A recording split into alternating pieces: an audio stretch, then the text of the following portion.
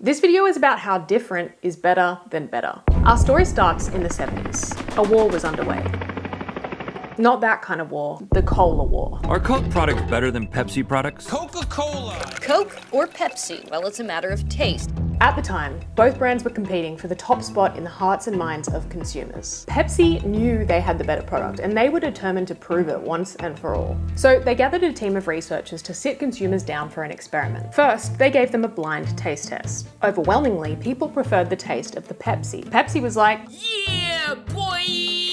case closed. But then something strange happened. They conducted another taste test. It's so much harder than you think it is. Pepsi? This time, people could see the labels while they were tasting, and overwhelmingly, they now preferred the taste of the Coke. Pepsi was shocked. The blind taste test had proved they had the better product, so what was going on here? It turns out that when people tasted Pepsi blind, the brain lit up in areas responsible for raw pleasure, for taste, as you'd expect. But when they could see the Coke label, a different system in the brain took over, a system responsible for memory and reward. Suddenly, people weren't just tasting cola, they were tasting their preconceived association with each of the brands. For Pepsi, that was cola. But for Coke, that was summer afternoons, family road trips, Christmas, nostalgia, polar bears, a single drop running down a glass bottle sweating in the sun. And those associations were so powerful, they actually overrode the sensory signals from the taste buds themselves. Pepsi spent years trying to make the better cola. Coke spent years trying to occupy a different category altogether. Much to Pepsi's dismay, the researchers now had a name for this very strange phenomenon.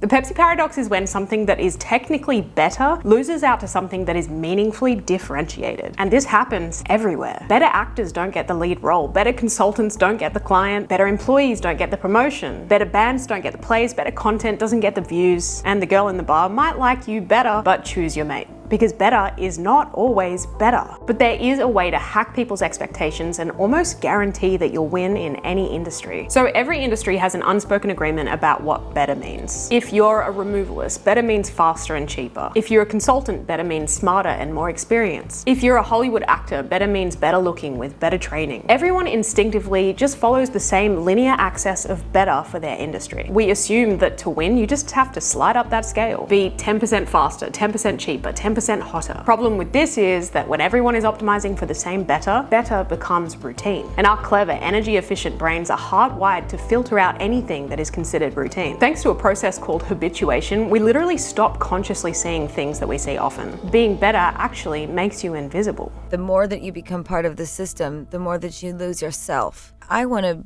create things that people never forget. I don't want to be one of the pack. To truly win in any industry and to win for good, you have to remove yourself from the axis of better entirely. You have to become a category of one. A category of one is a position in the market where you become so distinct and so unparalleled that you create a new space entirely that only you can own. Once you do that, you don't have to chase attention. It comes naturally because you don't fall into the trap of habituation anymore. You win by way of just being meaningfully different. Coke removed itself from the axis of better tasting cola and created a category of one as the happiness beverage. Another example is Jack Black. In the early 2000s, Hollywood had a very specific axis of better for leading men. Chiseled jaws, secretly ripped, always in a cardigan for some reason. Jack Black knew he couldn't compete on that axis, so he created a category of one. You never quite know what to expect with this unlikely movie star.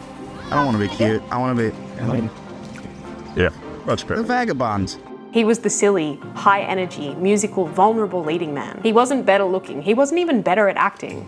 Can you imagine Jack Black in a cardigan? But it didn't matter because he wasn't playing that game. He had chosen how he wanted to be defined. And if you don't choose, the market chooses for you. By the way, if you want to know if you're a category of one already, I've linked a free quiz for you in my bio to check. Banksy is not the better street artist. Steve Jobs was not the better engineer. Mr. Beast is not the better YouTuber. Lady Gaga is not the better pop artist. They all won by removing themselves from the axis of better and intentionally carving themselves out a category of one. Different is better than better. The crazy thing is that anyone in any industry can use this concept to dominate. And I'm going to show you how in a second, because it's not just nice to be a category of one. It actually really matters to the bottom line too. Research from McKinsey & Co shows that when you're a category of one, you consistently outperform competitors, make more money, and enjoy more loyal audiences than non-category of one brands. So great, but how do you do it? Well, I'm glad you asked. Okay, so warning before we start, this does take some self-awareness, so get ready to go deep. Step 1 is to figure out where you currently stand. You can do this with the free quiz I've made for you in my bio. It'll give you a personalized score and then recommendations on how to move forward. Step number 2 is define the axis of better for your industry. What is the one thing in your industry that everyone is optimizing for without even realizing it? Is it speed, money, precision, attractiveness? It could be anything. Every industry has an axis of better. Step number 3 is to step off the axis of better. Now you get to decide what you want to be known for instead. What quality, feature, or benefit can you own in your industry that nobody else can? What is the blank space? And if you think you don't have one, lovingly, you're wrong. Everyone has one. It might mean contradicting industry expectations or leaning into something in your personality that you thought that you had to hide. Be creative here. You get to decide. And step number 4 is to test what's called your onlyness. You can do this with an onlyness statement, which is a concept by a brand genius named Marty Neumeier. It's an easy way to check if you have successfully defined a category of one. So fill out this statement. I'm the only, then name your category. That, then name your category of one position. Now check, is it true? Are you really the only? If you're feeling game, comment your onlyness statement below and we can all give each other feedback. Okay, that's all for now. Bye. That's like a message that I think artists should take with them. That it's never gonna be what's happening, that you are what's happening.